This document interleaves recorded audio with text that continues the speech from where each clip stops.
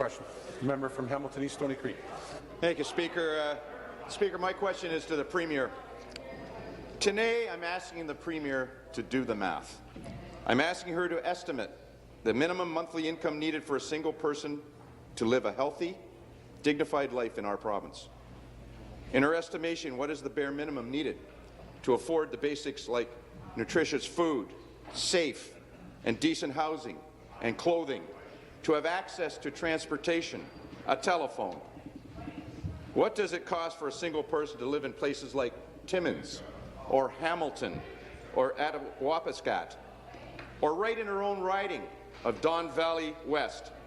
How much does the Premier imagine this costs? Thank you. Minister of Community and Social Services. Community and Social Services. Well, thank you very much, Mr. Speaker, and to the member from Hamilton East Stony Creek for his interest in social assistance. I really welcome this, and of course we will be debating his private member's bill tomorrow, and I look forward to having 50 minutes in this House to talk about the most vulnerable in our society. Of course, as the member has referenced, rates are extremely important, and this is why, of course, we have been increasing rates consistently over the last number of years.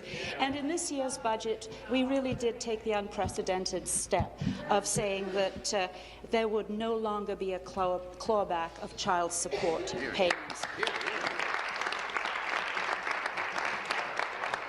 We intend, Mr. Speaker, to take a very comprehensive look at social assistance reform in a way it's a whole of government way of looking at how we can support our most vulnerable people. We will be looking at employment incentives, training, a number of different areas.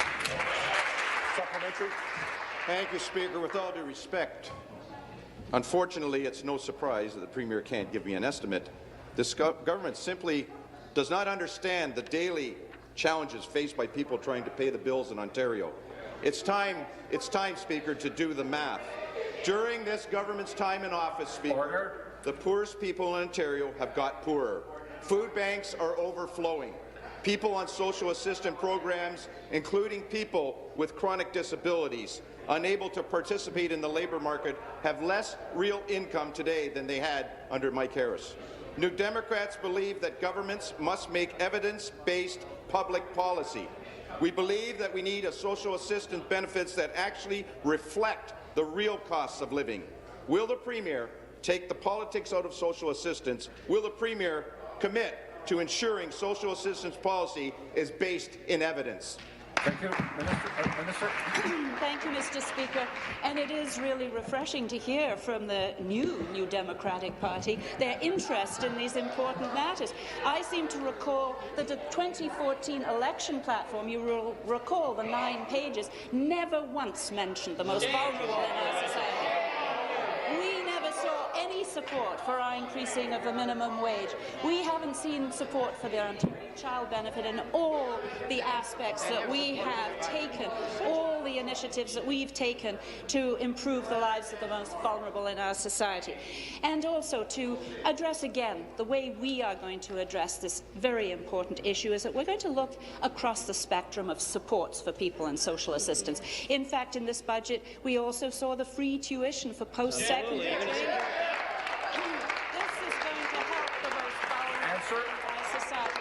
We're going to look at health benefits. We're going to look at housing. We have some very important initiatives that this government has introduced, and we will continue in this way. Thank you.